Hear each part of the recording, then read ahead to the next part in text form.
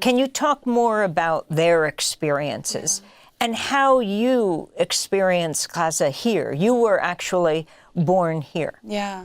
Thank you. That's one of my favorite parts of the book, getting to reconstruct this moment. My father was born in Deir al-Balah, Gaza, and then in '67, when he was 7 years old, they were displaced to Saudi Arabia. But then as a teenager, he and his mother went back to visit Khan Yunis and Deir al-Balah. And, just this moment he describes of, he was living in Saudi Arabia, so around other Arabs, speaking Arabic. But when he crossed over and began hearing the Ghazan dialect and smelling the sea, his body remembered the sea, maybe in ways he didn't even know he was carrying. So, he just describes this feeling of aliveness, this familial sense of, I'm with my people again. He said, I wanted to run to each one and take their hand and tell them, I'm one of you, we're family.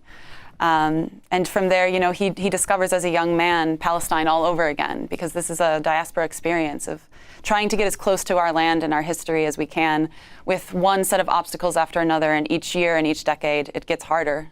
But yeah, so I also got to revisit Palestine several times using the privilege of my American passport.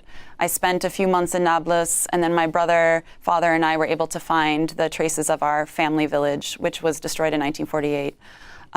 It's in rubble. The cemetery was razed by either a bulldozer or a tank, but there's still traces. And I think Palestinians everywhere are finding whatever way they can to continue to connect to that history and to bring that history into the present and to use that history to inform our hope for the future. It's hard to even comment on the depth of her family, of the cultural significance, to be able to go back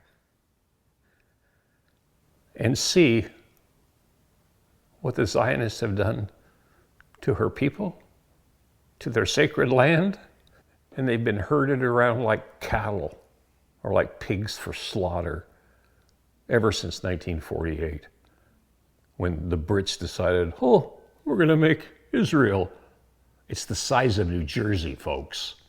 The size of New Jersey is going to create potentially a World War III because of greed, the machine. What's more important? Family. To be able to be on the ocean fishing. What are we doing, America? Are we going to wake up and speak out?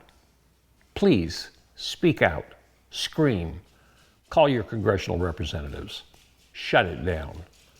This is the conscious hour. It's our conscious hour to be really, truly good Christians. Thou shalt not kill. Thou shalt not judge. Thanks for tuning into the conscious hour. It's our conscious hour.